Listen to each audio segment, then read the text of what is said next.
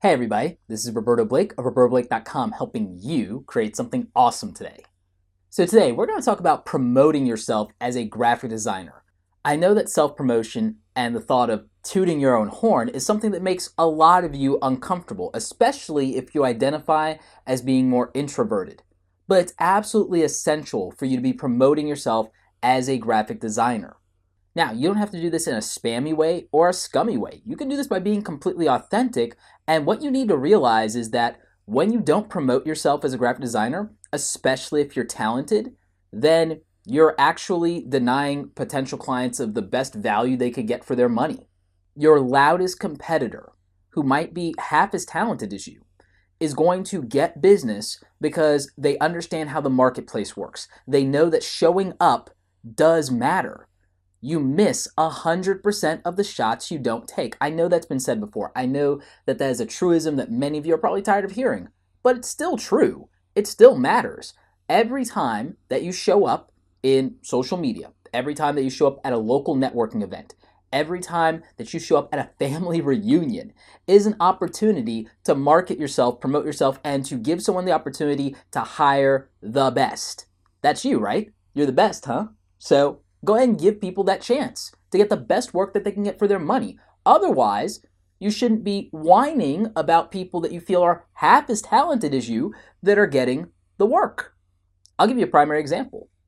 A lot of times, comments on this YouTube channel from my haters will be from designers who actually feel that I don't deserve any of the quote unquote success that I have, or they feel that I'm pretentious because I'm on here talking about stuff and they don't feel my work is good enough to merit that. But guess what? What they're doing is instead of promoting themselves and getting new opportunities and new business to be successful and showing everybody why they are better than me and 50,000 other people out there, instead, they're giving me that time and attention, and that's a mistake. You should be spending your time on what are called revenue generating opportunities, and marketing and promoting yourself is a huge part of it. If there's a secret to my success, it's that I'm everywhere, meaning I'm giving myself every opportunity, every chance to convert a new client and generate new business for whatever I'm doing. That's what I'm doing. If you want to do more business, if you want to be competitive, you have to show up and you have to be able to put yourself in a position to convert those clients and customers, and you don't do that by being silent and letting your work speak for itself. You speak for the work, you speak to the client about their needs, you give yourself an opportunity to solve their problems. You give yourself an opportunity to have a conversation about what they need from you and how you're going to deliver on it, and what about the experience is going to be unique or is going to be special, or how you're going to take care of them. And that is how you close the deal. But if you're not going to market yourself, if you're not going to have those conversations, if you're not going to be in social media, if you're not going to go to local networking events, if you're not going to travel abroad to other networking events to generate business, if you're not going to hand out business cards and have a conversation with someone one-on-one and ask them questions, then you can't complain about not getting the results. You have to put in that work.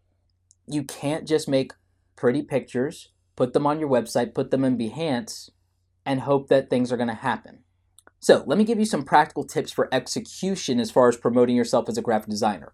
You should be doing personal work, and you should be submitting that to publications like Advanced Photoshop, Photoshop Creative, Digital Arts, Communication Arts, because this is going to raise your public profile. And if your stuff is published, then you have the opportunity to talk about that in your blog and in social media and attract interest to you from high-paying clients that care about that work, potentially marketing companies and ad agencies. This is going to give you leverage, even if you're trying to work as an in-house designer and not get clients. Instead, you have this leverage going into an interview that's going to make you competitive. So if you can't compete on your degree, or you can't compete on a skill set like web design, maybe you're able to compete on your notoriety or on the fact that you got recognition from an authoritative source that the art director or the hiring manager respects or is aware of. So that's how you can use that to your advantage. Marketing can be leverage. The other thing you can do is if you want to work with a specific company, you can be engaging them in social media. This is a form of marketing and promotion, and it's very passive. So you can engage with them and have real conversations. It's not about you spamming your portfolio to them. It's about building a warm relationship so that you're not just a cold email when you send your portfolio and your resume, that they have awareness of you and that they're familiar with who you are and the quality and caliber of your work, but also something about your personality. Video marketing is a great way to promote yourself because you can actually demonstrate what you do. I recommend that if you're a graphic designer, that you consider doing demonstrations, speed art tutorials, behind the scenes, breakdowns of your creative process or a campaign, but only the stuff that you're allowed to show based on the agreements with your clients or your employers or whoever. There's a lot of stuff that people will never see that's my best work, because I'm under NDAs from some of my higher profile clients. I can't show my best work in my portfolio at all, like ever. But on the other hand, I was paid good money for that. So make sure you're negotiating those kind of terms in your deals. I might need to do a video about negotiation for graphic designers. If you guys are interested in a video on the art of negotiating, I might do that for like a social media small business Saturday video, or I might make it specific to design. Let me know in the comment section, what are your questions about negotiating with clients, or even negotiating with employers in terms of salary and yep, I'm doing another video. That's going to happen. So anyway, I hope this helped you overcome some of your problems or anxieties about promoting and marketing yourself as a graphic designer. It's just so important today, and it's something that's extremely valuable to your career. It's done very well for me and a lot of other people that I know that have gotten into it a lot more. A primary example is my friend Alyssa Force from Pause for Design. She's been marketing and promoting herself a lot more lately and taking a lot of the advice here on the channel to heart. She's an amazing member of my Create Awesome community, and I really respect what she's done because she's been able to like triple or 5x her business the last time we talked about it by just marketing and promoting herself more and being more comfortable with that. As a person who identifies as introverted, she's come a long way in that, and I'm very proud of the work that she's done in growing her business and making it even more successful. So, Alyssa, big props to you.